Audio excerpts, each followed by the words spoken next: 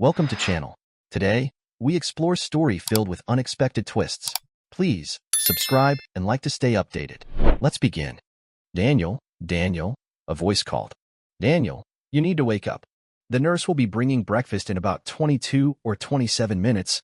I slowly awakened and began to look around, realizing I was still in the hospital after being shot twice. The voice belonged to Lena, a colleague and acquaintance. In reality, as I understood the night before when I briefly awoke from my operation, Lena was more than simply a buddy. Many more. How are you feeling, Daniel? She inquired.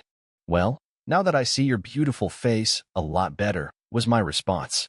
Lena reddened, but I could see how delighted my comments made her. But quickly, I observed tears forming in her eyes. Oh, Daniel, she said, her voice cracking. It's all my fault. You were shot trying to help me, trying to rescue me from those two scoundrels. No, I said, maybe more strongly than I intended. Lena's eyes widened in astonishment as I said. No, I said softly this time, reaching out to wipe away her tears. If anyone is to blame, it's those two guys. The biggest mistake they made in their short lives was laying their hands on you, on someone I care a great deal about. I saw more tears in Lena's eyes, but I believe they were for a totally different purpose now. In fact, Lena, there's something I need to tell you, I said. Just then, Lena's phone beeped, breaking the silence. Oh, I'm sorry, Daniel, Lena said. That may be Jenna. She just left here a few minutes ago on her way to church and told me she would send me a message if she heard from your children. I waited for Lena to read the message. Oh, she said. That was Jenna telling me your two sons and your daughter just arrived at the hospital and are already on their way up. In fact, they should be here any second. Lena didn't say anything for a time, but her face became ghostly white, and I could see panic in her eyes. Oh my God, Lena said, and I could hear the terror in her voice. Your kids are going to hate me, thinking you nearly died because of me. Nonsense, I said. They're going to love you just like I love you. I almost laughed out loud at Lena's look. I don't believe her brows could have risen much higher, and her puzzled expression was just lovely. I hope they brought some food, I said. I'm about to starve. And did the doctor say anything about when I can get out of here? I wondered. What? What did you say? Lena inquired incredulously. What did you just say? I asked if the doctor said anything about when I could get out of here. I said matter-of-factly, making no hint that I had said anything peculiar. No, Lena said. Before that, what did you say before that? Oh, I said I was about to starve and hoped my kids brought some food. Daniel, she screamed, her voice full of anguish. What did you say before that? Before I could speak, we both heard a new voice emerge from the doorway. Before that, the big ugly ape said his two equally ugly ape-like sons and his beautiful, adorable, brilliant daughter, who happens to be the only real Marine in the family, are going to love you just as much as he does. God, I think I am about to puke. She continued, the voice coming from my daughter, who looked absolutely stunning in her full Marine Corps dress uniform with medals and insignia. She and my two hideous, ape-like boys all entered the room. My two boys were also dressed in their uniforms, but they wore the dress blue D or Delta outfit, which comprised of dress blue slacks with a red stripe down the side and a short-sleeve khaki shirt replete with ribbons and insignia. Without skipping a beat, my daughter began her one-sided rant. You must be Lena, my daughter responded, gesturing toward her. I am Major Nina Thompson, and the bigger, ugly, ape-like one in the back is Master Gunnery Sergeant Logan Bradley Thompson. That means his initials and those of his ugly, ape-like dad are JBD, which in Marine Corps vernacular is just bloody dumb. Although the initials wouldn't work, it would be just as accurate to say out of brains also, or even for brains in their case. The smaller, but even uglier, ape-like one is Lieutenant Colonel Derek James Thompson. Hey, princess, my middle son remarked, making my daughter blush crimson. Don't forget I still outrank you. Oh, go suck a big green wiener, Derek, my daughter said.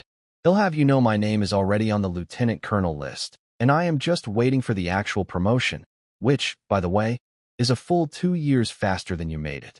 That means you will only have a year's time in grade on me.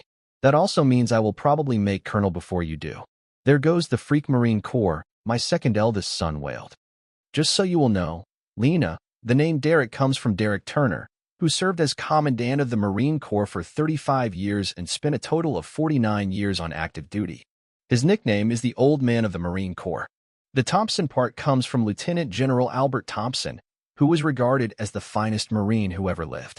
I will never understand how Dad could profane that name by giving it to Bozo over there.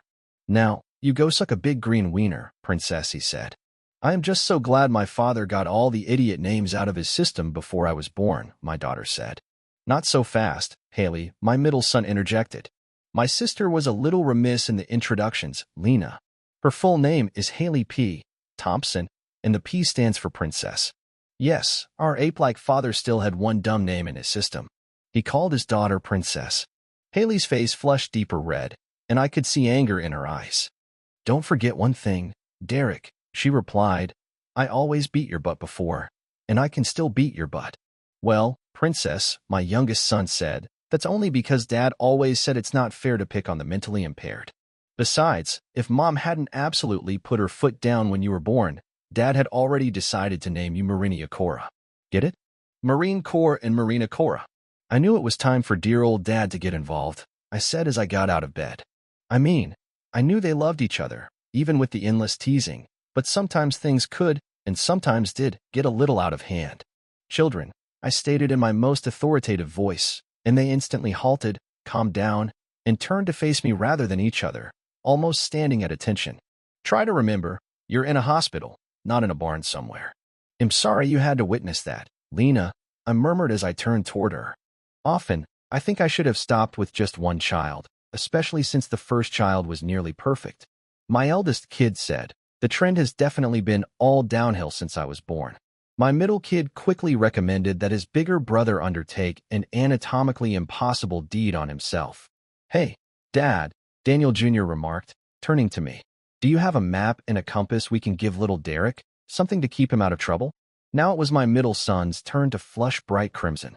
It's a bit of a Marine Corps joke, I told Lena at the time, that if you give a newly minted second lieutenant a map and a compass, they'll become hopelessly lost. Unfortunately, in Derek's case, that turned out to be only too true. When he was a second lieutenant, he got his platoon so lost, it took 3 days to find them. Derek? Lena inquired. Yeah, he prefers to be known by his initials, rather than Derek, Haley told me. Of course, most people call him A and P after the failed grocery chain. I could tell Derek, sorry, A and P, was going to lose it again. Calm down, everybody, I screamed, adopting my Marine Corps voice. I may be in a hospital bed, but I can still get up and whip all of your butts. Haley eventually went over to my bed. Oh God, Daddy, she said. I noticed the tears in their eyes. I was so scared when I heard you had been shot and was in the hospital. Of course, then I heard you had only been shot in the head, and I knew no bullet could ever pierce that lump of granite you call a skull. It wasn't until I met up with Dumb and Dumber at the airport that I found out you had also been shot in the chest and had a collapsed lung. She embraced me and kissed my cheek.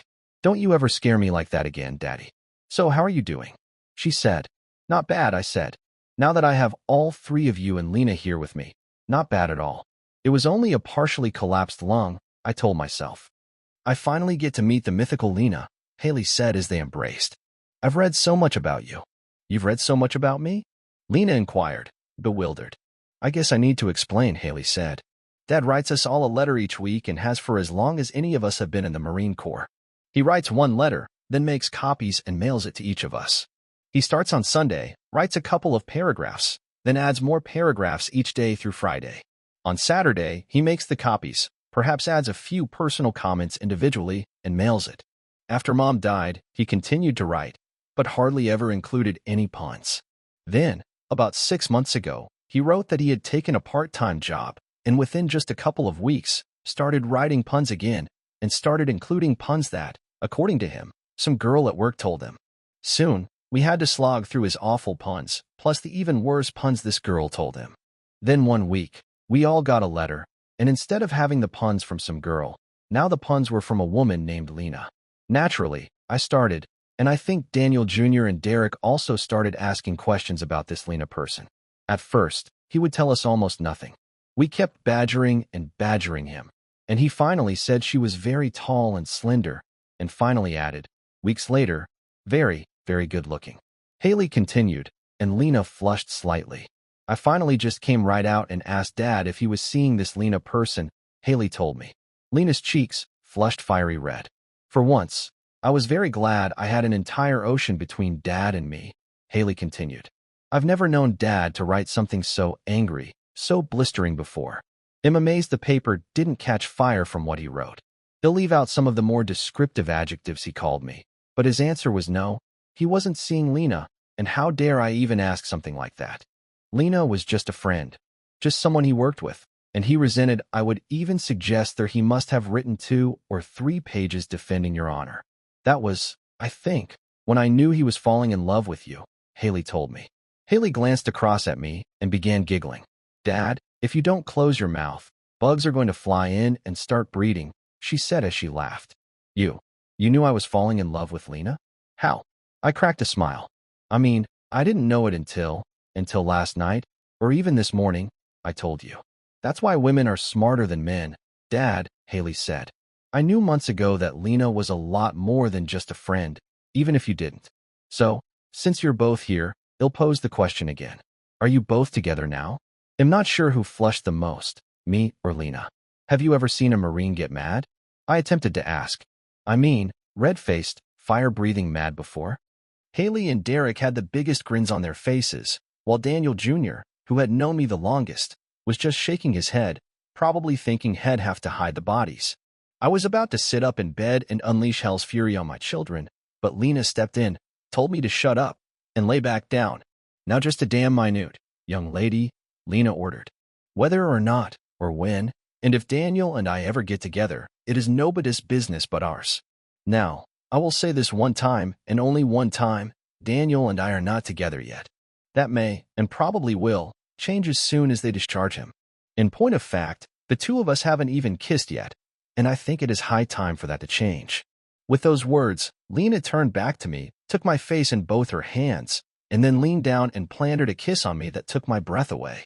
I think she was trying to suck my appendix out through my mouth. I'm not sure how long we kissed before I heard some clapping and opened my eyes, only to see all 3 Thompson kids applauding. Damn, Dad. I think you have found a Marine Corps worthy woman, Haley told you. Remind me to never really get on her bad side. Daniel Jr. and Derek approached Lena, shook hands, and hugged her before approaching the patient and asking how he was doing.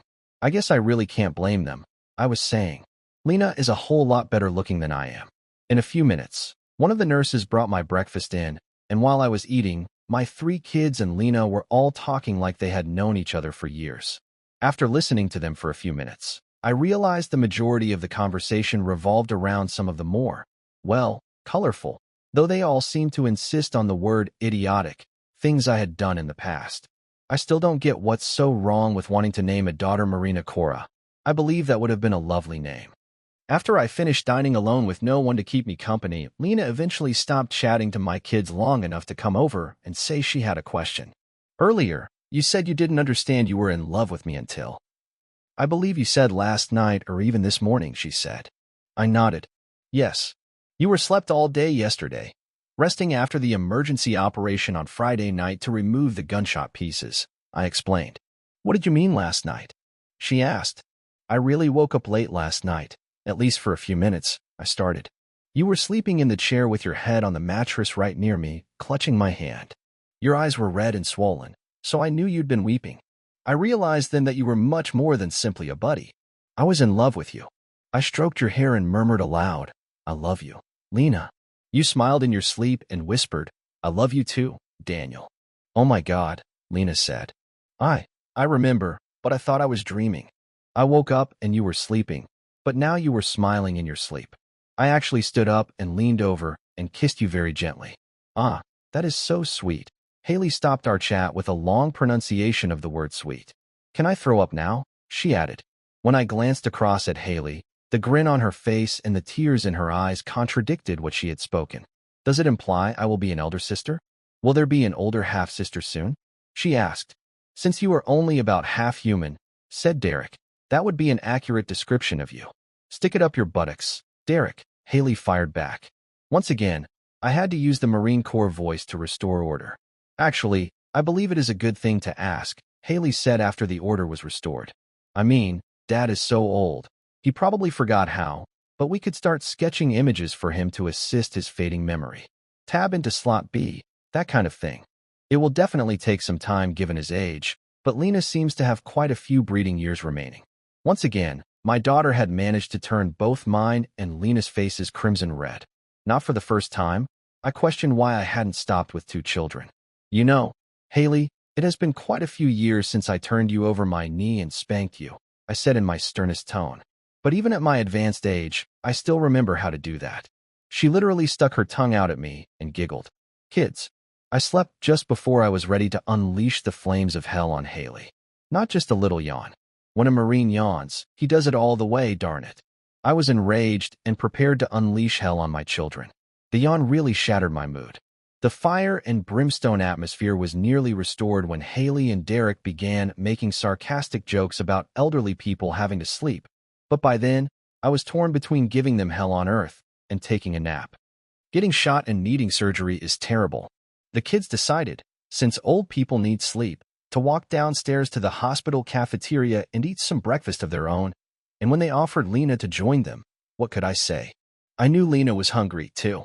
I have to confess, I was a bit concerned when they informed Lena they were going to tell her everything about Master Gunnery Sergeant Daniel Bradley Thompson Sr., USMC, retired. After they went, before sleep seized me, I started to dwell on my life and how I had arrived here. You already know my name and the fact that I am a former Marine. I joined in the Marine Corps Delayed Entry Program 6 months before my high school graduation. 5 days after graduating from high school, I arrived in Camp Valor, South Carolina, via bus. I excelled in athletics in high school, particularly baseball. I was little over 62, but barely weighed 180 pounds. In football, I was a decent receiver with strong hands, but I wasn't the quickest guy on the squad, nor the second or third fastest. Okay, I was slow as molasses, but really skilled at running routes. My high school jogging and workout regimen was quite beneficial. When I arrived at boot camp 12 weeks after reporting for service, I stood 64 and weighed 210 pounds. It's remarkable what a 12,000 calorie per day diet can do to you, particularly when combined with ceaseless jogging, calisthenics, and other workouts. I was promoted to Private First Class, PFC, throughout boot camp. While attending advanced infantry training at Camp Patriot, I realized my niche in the Marine Corps. I took karate instruction for 4 years in high school and earned a black belt. In boot camp, I soon realized that didn't mean anything. Boot camp includes hand-to-hand fighting training. While none of the platoon members could compete with me the first time my senior drill instructor asked me to demonstrate some of my techniques, I spent more time flat on my back than standing up. He did, however, note that my records showed potential in hand-to-hand fighting. When I arrived at Lejeune, the instructors noted the flag on my records. And while the rest of the platoon relaxed in the rare moments when we weren't in training, I was getting my buttocks kicked by people who were bigger than me, smaller than me, thinner than me, and even fatter than me. But I refused to give up and continued to improve. All of this led to my recommendation for Marine Corps Force Recon. Most people have never heard of Force Recon, since there are only a few hundred of us at any one moment. To summarize, we train with the Navy SEALs, the Army Delta Force, the Army Rangers, the Air Force Pararescue, and the Marine Corps Scout Snipers. In addition to the extensive and exhaustive training provided by the Marine Corps both before and after our training with the other services. Someone once claimed that the difference between Navy SEALs and Marine Force Recon is that Navy SEALs are trained to blow things up and kill on special operations. But a good Force Recon mission typically results in no one dying and the enemy not even knowing we were there. Not all missions are so peaceful. Missions are often classified into 2 types: green operations, in which we enter, acquire intelligence, or conduct reconnaissance. This is where the term recon originates from, and black operations, or black ops.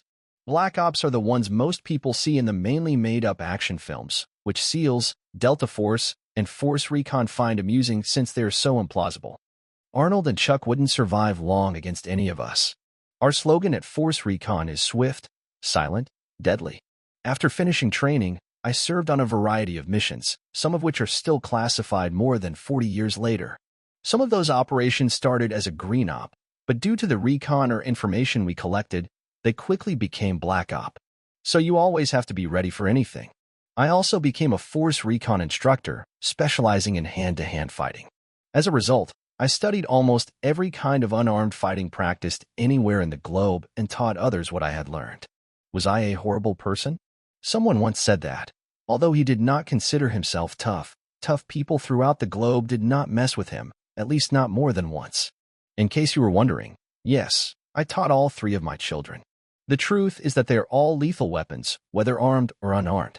So when Haley told Derek she used to kick his buttocks on a daily basis, which she did, it was only because he made it a point not to go all out against his loving baby sister until she was older and more than capable of handling herself.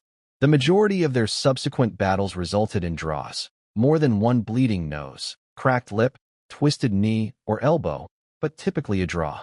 But God help anybody who hurt Haley, either in words or actions.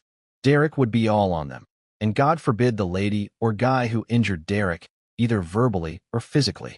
Haley had assaulted men and women who had spoken negatively about Derek in her presence on several occasions.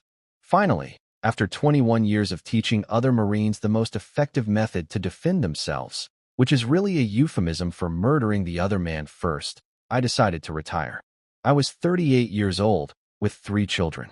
I had married my high school love after finishing advanced infantry training. Daniel Jr. was born when I was 22, and he, like me, enrolled in the Marines at the age of 18. Derek didn't come along until I was 27, and Haley was born 2 years after that. Derek attended the Dominion Military Academy in South Carolina, which is one of the country's top military institutions. He was commissioned as a second lieutenant in the Marine Corps when he turned 23. Haley was sent to Riverside Naval School and commissioned as a second lieutenant at the age of 23.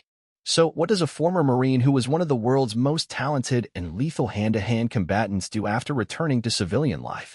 I had many private security businesses interested in hiring me, and the compensation would have been excellent. But I was pretty burnt out on the entire security problem, so I passed on something that, although not paying nearly as much as I might have in the security sector, had its own set of benefits. I joined the retail industry. My hobby was carpentry, and my favorite retailers were BuilderPro and Fix-It-Mart. I applied to both, but BuilderPro contacted first and offered me a position. For the first 5 years, I worked as a department manager in almost every department of the shop. I then applied for the post of assistant store manager, or zone manager as it was eventually titled. After 5 years as zone manager, I was awarded my own shop, and during the following 10 years, I managed 4 different stores in 3 separate states, receiving Shop Manager of the Year 4 times. I was also the runner-up for the award a few additional occasions. As I approached my 20th year with BuilderPro, my wife and I had multiple conversations about how much longer I wanted to work.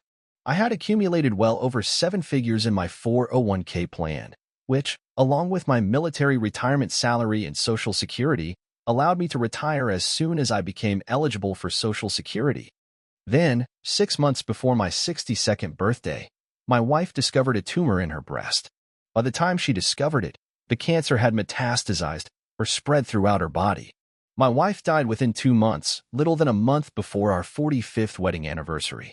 I retired from BuilderPro, sat about for a bit, and then spotted a note on one of my friend's Facebook page after 6 months. The firm she worked for was searching for a permanent part-time employee. The firm developed, sold, and installed kitchen and bathroom cabinets, with 22 hours a week spent in the warehouse pulling orders. There was no hard lifting, and the money was reasonable. It would also get me out of the home and back into social situations. This is how I met Lena. She also worked for the corporation, but as a kitchen designer. I met all of the staff on my first day, but since there were probably 27 or 30 of them, I must admit that I didn't recall everyone's names right away. I believe at least 22 of them were women. I subsequently discovered there were an extra 22 or so workers, but they were largely installers and service technicians who were always working, installing cabinets and mending problems that had gone wrong with previous installations. My initial impression of Lena was not very pleasant. When my new employer was presenting me to everyone, Lena was on the phone, so all I could see was her back, the side of her face, and the phone.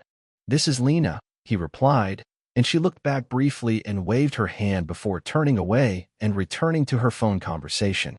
About 2 hours later, I was in the break room grabbing a drink of water when Lena entered. Well, as previously said, I am 6 feet 4 inches tall. Lena was at least 6 feet tall. It is exceedingly uncommon for me to encounter a lady of my height.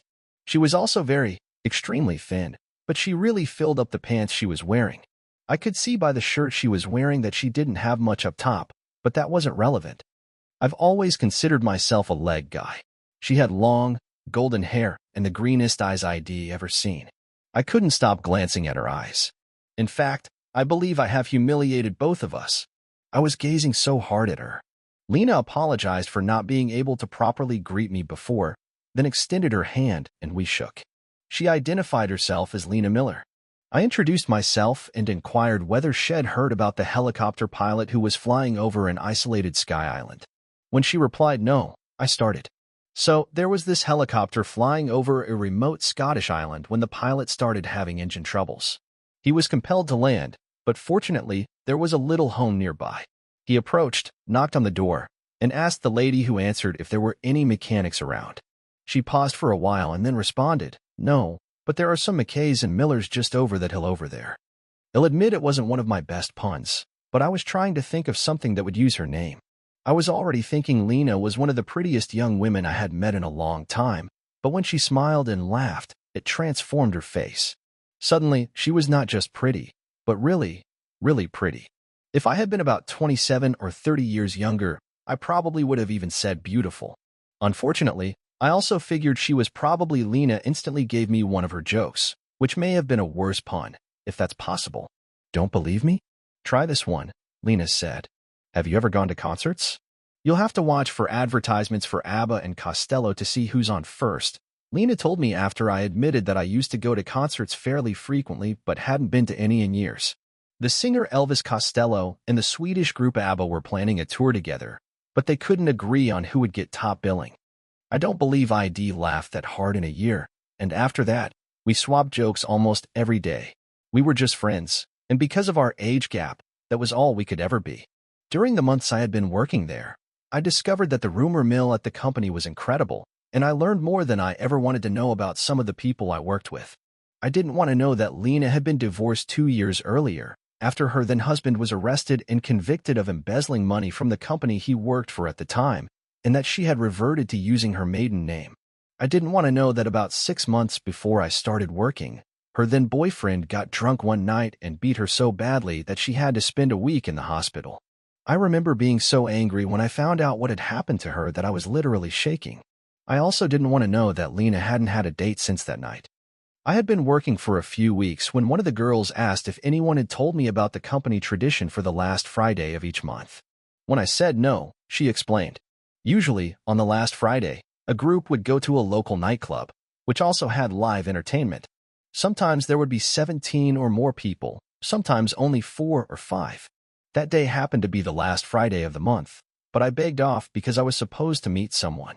For the following 4 months, I would find an excuse not to attend whenever someone asked me. Lena invited me a number of times, and I was quite tempted because of what had happened to her, but common sense won. Until only a few days ago, I had been working for 6 months, and Lena asked if I wanted to go to the nightclub again. I was tempted, but I had to reject. "Well, if you change your mind, we'll be leaving in an hour," she promised, then exited the warehouse section of the building where I work, and I think I saw tears in her eyes. Jenna, the HR manager at the first Builder Pro I worked for and the person in charge of hiring me both there and at this job, paged me about 10 minutes later and asked me to come to her office. Jenna and I had known each other for more than 22 years, and it was her Facebook post about the opening at this company that prompted me to come here. When I entered her office, Jenna instructed me to lock the door. "I haven't said anything so far, Daniel," she was saying. "But tell me, why do you keep refusing to go to the office get-together?" I said that it had just been a year and a half after my wife's death, and I did not believe it was proper to participate in activities such as workplace parties. "Nice excuse, Daniel," said her opponent. "Now tell me the real reason, especially since I know you like Lena, and Lena has invited you at least 3 times. I know about it." I confessed I liked Lena, probably more than I should, but then pointed out, Lena is 27 years younger than me. It would be like robbing the cradle. "I've always had a lot of respect for you, Daniel," Jenna said, "but to tell you the truth, you're an idiot." "I know you heard about her ex-husband being convicted of embezzling," she continued. I replied with a nod. "Did you know she lost everything, including her house, and was actually living on the streets?" Jenna questioned. I didn't have to say anything. Jenna could see the amazement in my eyes. Did you know she was assaulted by her stepfather? Did you know, by the time she was 17, her then-boyfriend turned her into a narcotic addict and forced her into trade to support their collective habit? Did you know when she was 17, she and her boyfriend were arrested for robbing a convenience store? Luckily, her public defender managed to get the charges dropped on a procedural error by the arresting officer. Did you know she entered rehab and finally got her life together, and met and married this supposedly wonderful guy when she was 22, only to have 17 years of a less than wonderful loving marriage turn into a living hell? Every step in her life, she has been betrayed by the men she thought she could trust. That finally ended up with her nearly getting beaten to death and spending almost a month in the hospital. The rumor mill says a week, but it was actually a month. She told me all of this when I interviewed her for this job. She's been working here for almost a year, and in that time, she has only met one man. One man she felt like she could trust, might possibly trust. And that one man won't even give her the time of day. Won't spend even a couple of hours at a nightclub with her. Do you have any idea, what it took for her to ask you to go to the nightclub? And you've turned her down 3 times because she's too young? When did you become so concerned with what people say or think about you? Jenna went on. Nobody's asking you to make any big commitments, Daniel. Just go with her to the club, be kind, and show her that not all men are as rude as she's probably experienced. And if the night leads to you two getting along better, so be it. She's not a kid. She's 37 and has faced challenges that most can't even imagine. Just be the person I know you can be, her friend. What more could I say? After wiping away my tears, I agreed Jenna was correct, and I had been behaving foolishly. I promised to accompany Lena to the club. Don't tell her I told you all of this, Daniel, Jenna was asking. If she wants you to know, she'll tell you. By the time I left Jenna's office, everyone was getting ready to go. I approached Lena and asked whether the offer still held, and I almost couldn't believe the grin on her face and relief in her eyes as she answered, yes. We drove together in my pickup truck, and when we got at the nightclub, Lena linked her arm with mine as we went inside. To be honest, I had a great time. We ordered some burgers and fries, which they also supplied, and ate them with our drinks. I'll admit that I'm not much of a dancer, but when the live band played a slow dance song, I asked Lena for a dance. Our first dance was very prim and proper, with her hand resting on my shoulder and my hand resting lightly on her waist. By the 3rd or 4th dance, we were dancing very close together. The only little event that marred our night was when I overheard Lena remark, "Oh hell." I asked her what was wrong, and she pointed out 2 males who were gazing at her. One was about my height but had a large beer belly and definitely outweighed me by 60 or 70 pounds. And the other was about 510 and had a huge beer belly and probably weighed about 210 pounds. Last time I was here, they wouldn't leave me alone, claimed the woman. Kept asking me to dance, and I kept turning them down until finally they started cursing at me and called me a lot of names. I had to sneak out after I saw them going to the restroom, she said. I told her not to worry, but if she wanted to, we could go. I would like that. Daniel, she murmured quietly, and I believe anxiously. Just let me run to the restroom first. We were still sitting at the group table with the people from work, so Lena and a group of other women all went to the restroom. A few minutes later, one of those ladies came running back and nearly breathlessly told me Lena was in trouble, that 2 guys had cornered her, and she pointed to the restrooms, so I was off like a shot. I had previously said that I was not the quickest person around, and that remains true. Yet, after hearing Lena was in difficulty and seeing those 2 morons earlier, I doubt many Olympic sprinters could have gotten there quicker. When I came to the facilities, I saw that the larger of the 2 had one hand behind Lena's head, attempting to press her lips against his, while the other hand was on her upper body, pressing her tightly. I hit him in the back of the head and ordered him to stop touching the woman. He turned around, saw my gray hair and wrinkles, and chuckled. You better get the hell out of here, Gramps, he said, before I send you to a nursing home instead of a retirement home. I simply grinned as he swung a haymaker directly for my head. If it had struck, I'm sure it would have caused a lot of harm, but he had almost little chance of doing so. My mother always told me that I weighed 10 pounds when I was born, and at least 7 of those pounds were made up of my hands and feet. I used to say that I was a decent receiver in football with excellent hands, and I could usually grab the ball if it came near me. I always felt self-conscious about my large hands and feet, but as I began growing into them in high school, I was able to catch a football with ease and never fumbled. When doofus number 1 made a swing at me, I grabbed his fist in the palm of my hand, wrapped my fingers around it, and began squeezing. He attempted to flee, but he had no chance. Within 22 seconds, he had fell to his knees and was pleading with me to release him. At that point, doofus number 2 tried to get involved, but I backhanded him in the face, knocking him back about 10 feet. So far, I was trying to play nice because we were in a public place. Yes, I was furious that they would attack Lena, and I could have easily taken them both out, or at the very least, put them both in the hospital with serious injuries, but I was still trying to play nice. As I continued to squeeze doofus number 1's hand, he began to weep. I had him apologize to Lena before eventually letting him go. He helped his friend get to his feet, and they both staggered out. Lena was visibly distraught, so we went to our seats while she cooled down, and she repeated thanking me for helping her. The other people at work couldn't believe I could handle both of those idiots so easily, if only they knew. After about 30 minutes, Lena and I started to leave, and just as we got to the door, I realized I needed to use the restroom. It was a cool evening, so Lena offered to start my truck and let it warm up. I handed her my keys, then quickly made my way to the restroom, did what I needed to do, washed my hands, and went outside, which must have taken less than 2 minutes.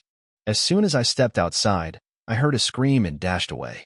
Both clowns had been waiting outside, ready to ambush us. At first, I thought the bigger guy was pointing a finger at me, but then I heard a pop, followed by another pop, and I realized he was pointing a gun at me. I was no more than 5 feet away when he fired, and I recall being shocked that he could have missed from that distance. Based on the sound level of the 2 pops, I assumed it was a .23, but subsequently discovered it was a .27, what is often referred to as a lattice pistol. I felt a burning sensation on the side of my head just above my ear, and I reached up to feel a slight groove on the side of my head. I had been shot before on one of those Black Ops missions, but it was nothing serious. I felt the impact right away, but it took several minutes before I felt the effects of the wound. If I had been shot with a .23, it was perfectly feasible that it would take some time for me to comprehend what had happened. While you may absolutely die from being shot by a .23 if the shot is in the appropriate area, I would most likely feel nothing for a few minutes. I knocked the gun out of his hand with my left hand, then hit him in the nose with the heel of my right hand, a straight shot directly into the nose, which broke the nose and drove the broken bones directly into the brain. He was already dead before he even started to fall. His smaller companion attempted to intervene, so I hit him in the neck, smashing his windpipe. He managed to breathe a few times before dying. Most people would have been basket cases after seeing a shooting, but Lena hurried up to me and asked if I was okay. I told her I was, or so I thought, but one of the bullets had barely grazed my head, and as with almost any type of head wound, the blood began to flow. I asked Lena to get some towels from the back of the pickup, and she held one to my head to try to stem the flow. I remained standing until the police and an ambulance arrived. Lena and some of the other ladies told the police what had happened. The EMTs first checked on the 2 guys, but when they realized they couldn't help them, they came over to me.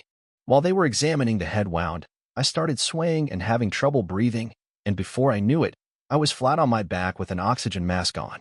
When they discovered the entrance wound in my chest and informed me I had a collapsed lung, I was awake the whole way to the hospital.